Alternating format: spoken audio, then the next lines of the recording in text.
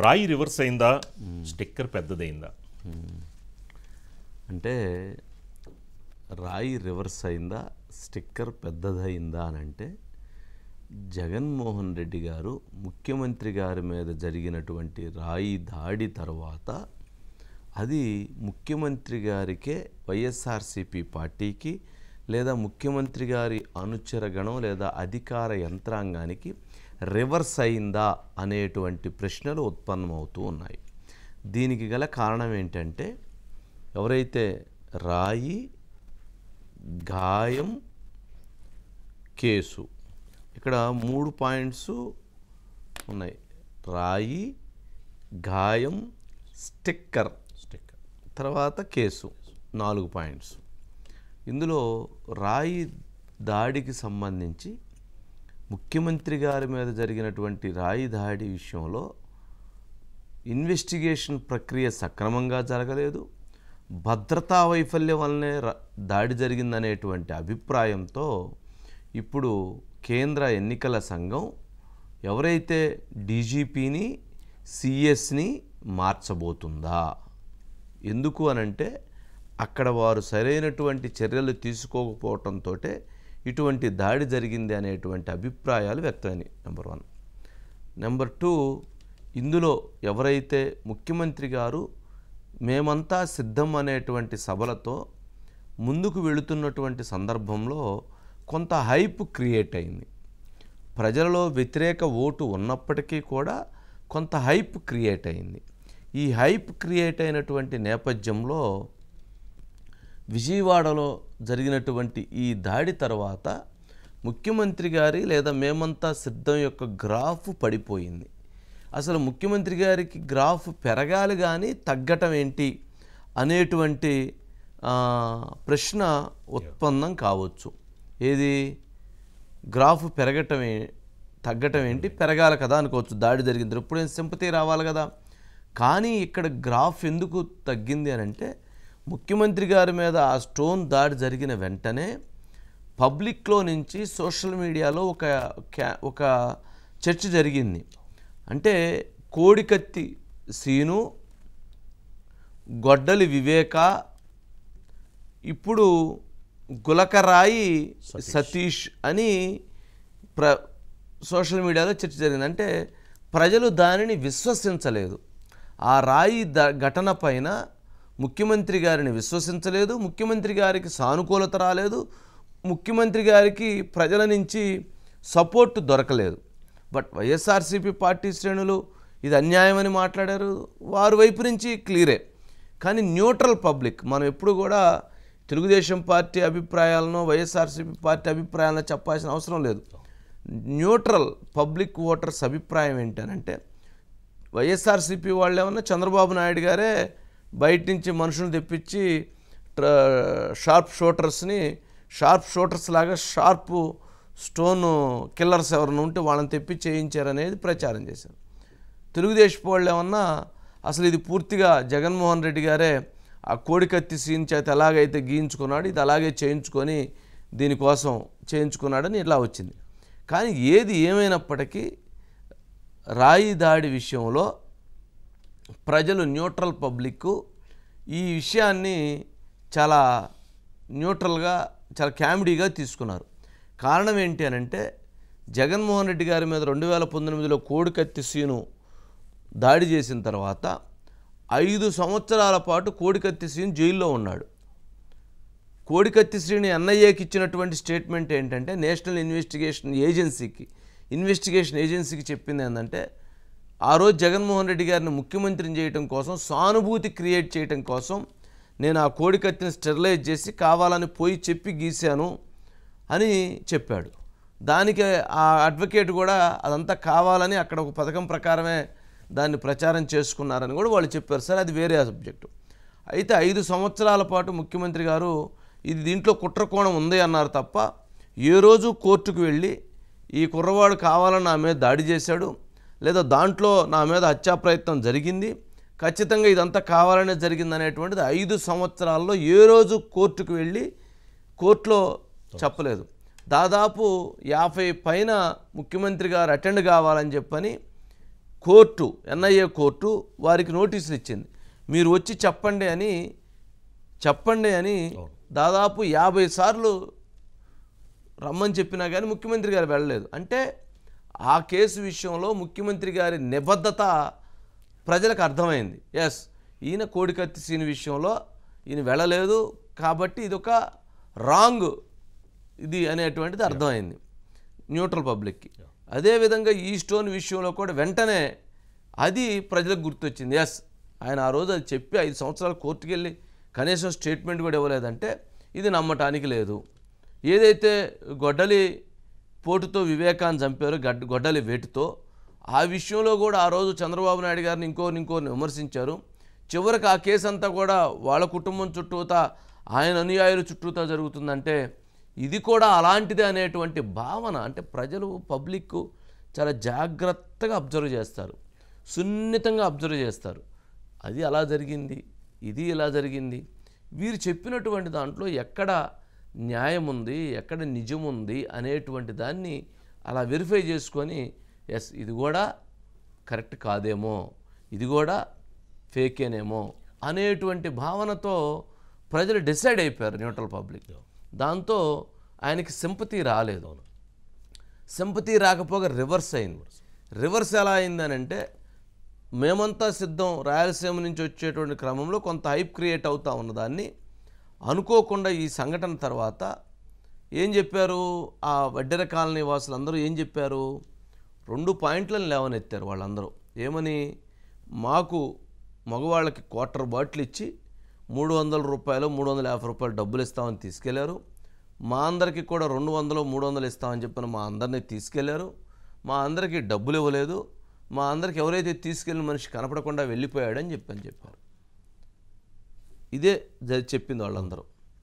అయితే అంటే ముఖ్యమంత్రి గారి సభలకి డబ్బులు ఇస్తామని, మద్యం ఇస్తామని చెప్పని, ఏది విజయవాడ నడిబొడ్డులో ఉన్నటువంటి అజిత్ సింగ్ నగర్ ప్రాంతంలో కూడా అలా తీసుకొచ్చారంటే పబ్లిక్ రావటం లేదు కావాలా, పబ్లిక్ ఇంటరాక్ట్ కావట్లేదు కావాలా అనేటువంటిది ఇంకొక ఫెయిల్యూర్ కింద, అది సభల ఫెయిల్యూర్ కింద అదొకటి నెగిటివ్గా వెళ్ళిపోయింది.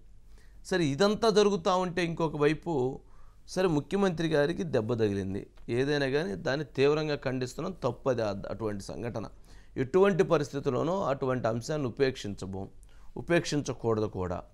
జరిగిన తర్వాత ఏమైంది, ముఖ్యమంత్రి గారు హాస్పిటల్కి వెళ్ళారు. ఆసుపత్రికి వెళితే ఆసుపత్రిలో ఒక 20 మంది, ఒక 10 మంది కనీసం ఓటీ థియేటర్లు, అంటే ఓపెన్ హార్ట్ సర్జరీ చేసేటప్పుడు ఎలా అయితే మొత్తం బాడీకి ఇవన్నీ గౌన్స్ ఇవన్నీ వేస్తారో అవన్నీ వేసి ఆయన ఓటీ థియేటర్లో పునుకోబెట్టి దానికి ఒక పెద్ద ఇది చేశారు. అది జనం చూసేదానికి ఆ రకంగా చేసేటప్పటికి ఏంట్రా ఇక్కడ జరిగిన గాయం ఏంటి, దానికి జరిగినటువంటి పరిణామం ఏంటి, ఆ జరిగినటువంటి సందర్భాన్ని ఏంటి అనేది ప్రజలు కొంచెం అరే ఇదేదో కావాలని ఒక నెగిటివ్ తీసుకెళ్తున్నారు అనేటువంటి దాని అర్థం, అదొక నెగిటివ్ పాయింట్ అయింది. ఇది జరిగిన తర్వాత జనరల్గా ఆడ జరిగినటువంటిది ఇంతది. దాని మీద సరే 3 కుట్లు వేసామన్నారు, కుట్లు ఒకటే వేసారన్నారు, లేకపోతే లేదని ఏదో చెప్తూ ఉన్నారు. సరే, తర్వాత ఆ కుట్టుని ఇంత స్టిక్కరు, ఆ స్టిక్కర్ సైజు రోజు రోజుకి ఇలా పెరుగుతూ ఉంది. 6 రోజులు జనరల్గా జరిగి వాళ్ళు 6 రోజులు 5 రోజులకో 6 రోజులకో స్టిక్కర్ తీసే స్టిచ్చెస్ ఏమైనా తీసేస్తారు. కానీ ఇక్కడ ఏంటంటే ఆ స్టిక్కర్ సైజు పెరుగుతూ ఉంది. దాంతో ప్రజలకు కూడా ఇదేంటారు నాయన, అది స్టిక్కర్ ఏంటి, ఆ సైజు ఏంటి, అది పెరగటం ఏంటి, ఎప్పుడైనా గాయము ఆ గాయానికి ఉన్నటువంటి తీవ్రత దానికి తగ్గటువంటి ఇది కదా ఉండాల్సింది, ఇది పెరుగుతూ ఉంది ఏంటి అనేటువంటిది ఇంకొక అభిప్రాయాలు వ్యక్తం అవుతుంది. సరే, ఇక్కడ స్టోను, గాయం, స్టిక్కరు, కేసులో చివరికి చెప్పేది ఏంటంటే ఏదైతే ఆ స్టోను అక్కడ నుంచి అజిత్ సింగ్ నగర్ అనేటువంటి 2 కిలోమీటర్ల దూరంలో ఉన్నటువంటి ఒక అక్కడెక్కడో దొరికిందని అంటున్నారు. అది ఆ స్టోనా, ఆ స్టోన్ అవునా, ఆ స్టోన్ కాదా అనేటువంటిది ఎవరికి తెలియదు. దాడి జరిగింది. దాడి జరిగిన తర్వాత స్టోన్ కింద పడింది. ముఖ్యమంత్రి గారు దాడి జరిగిన వెంటనే అక్కడ ఉన్నటువంటి దాదాపు 200 మంది పోలీసులు ఉంటే ఆ స్టోన్ వెతికి పట్టుకుంటారు కదా, అలా పట్టుకోలేదట. ఆ స్టోన్ మరి ఎలా వెళ్ళిందో అది అలా అలా అలా అలా అలా అలా అలా వెళ్ళి అక్కడెక్కడ అజిత్ సింగ్ నగర్ దగ్గర జరిగింది. రోడ్డు మీద రాళ్ళు ఏ రాయి ఏందని ఎలా చెప్తామండి? అసలు అది ఎలా సాధ్యమైంది? మొత్తానికి ఆ రాయి ఈ రాయి అనేటువంటి దానికి అంటే పోలీసులకు కావాల్సినటువంటి ఒక అరచేయి మందానికి ఉన్నటువంటి రాయిని మొత్తానికి పట్టుకొచ్చి ఈ రాయి ఆ రాయి అని చెప్పేటువంటి ప్రయత్నాలు చేస్తున్నారని తెలియదు. కానీ కేసు ఇన్వెస్టిగేషన్ ప్రక్రియ మీద, కేసు జరిగినటువంటి ఆ దర్యాప్తు చేసినటువంటి విధానం పైన, కేసు రిమాండ్ రిపోర్ట్లో వీటన్నిటిలోనూ కూడా అనేక లోపాలు ఉండటం చాలా నెగిటివ్ కాంట్రవర్సీకి అయింది.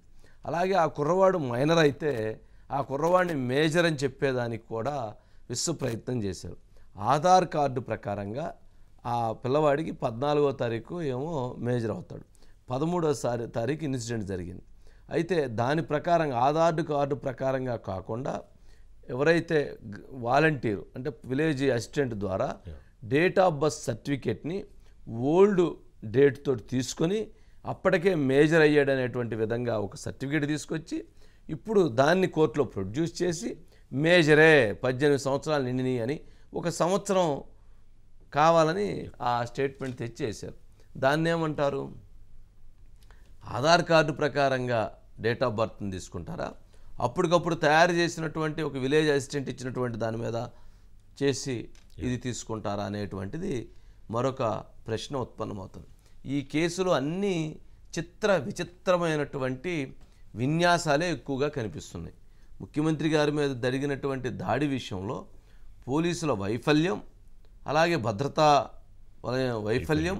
అయితే జరిగిన వెంటనే కూడా పట్టుకోకుండా 3 రోజుల తర్వాత ఆ కేసుని ట్రేస్ చేశారంటే ఎవరైతే పోలీసుల వైఫల్యంతో జరిగిందో అదే పోలీసులు ఇన్వెస్టిగేషన్ చేసి ఈ కేసులు అరెస్టులు చేస్తున్నారే, ఇది ఆశ్చర్యం కలుగుతూ ఉంది.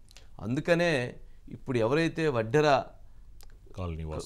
కాలనీవాసులు వడ్డెర కుల సంఘాలు అందరూ కూడా ఈరోజు ఒక ప్రెస్ కాన్ఫరెన్స్ పెట్టారు. పెట్టి వాళ్ళు ఏమంటున్నారంటే ఒక పాయింట్ని రైజ్ చేశారు. నా ఎస్సీలు నా బీసీలు అంటున్నారు జగన్మోహన్ రెడ్డి గారు, నా ఎస్సీ అని చెప్పని కోడికత్తి సీన్ 5 సంవత్సరాలు జైల్లో పెట్టారు, వాడి జీవితం నాశనం అయిపోయింది.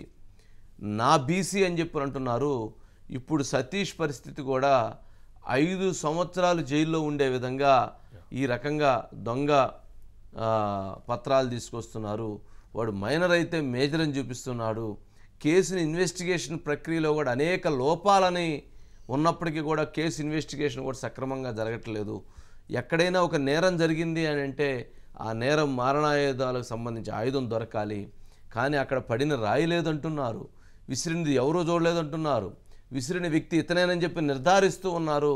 ఇది ఎక్కడా ఈ విషయంలో అనేటువంటి స్పష్టత కావాలని చెప్పని వారందరూ ఇది బీసీల మీద జరుగుతున్నటువంటి అన్యాయమైనటువంటి కుట్ర అని చెప్పని వాళ్ళు ప్రశ్నిస్తూ ఉన్నారు. సరే, వాళ్ళని చూస్తే వాళ్ళు ఏం చెప్తున్నారు అనేటువంటిది కూడా అర్థం అవుతూ ఉంది. అంటే ఇది ఇన్ని కేసులు ఇన్ని మలుపులు తిరుగుతుంది. ఇది ఇంతటితోటి ఆగలేదు. సిఎస్ డీజీపీ ఇంటెలిజెన్స్ డీజీ మీద వేటుపడటానికి ఇదే కారణం అవుతుంది. అంటే రివర్స్ అవుతుందని అంటున్నాం. రాయి రివర్స్ అవుతుంది, రాయి తగిలింది కాక అది రివర్స్ అవుతూ ఉంది.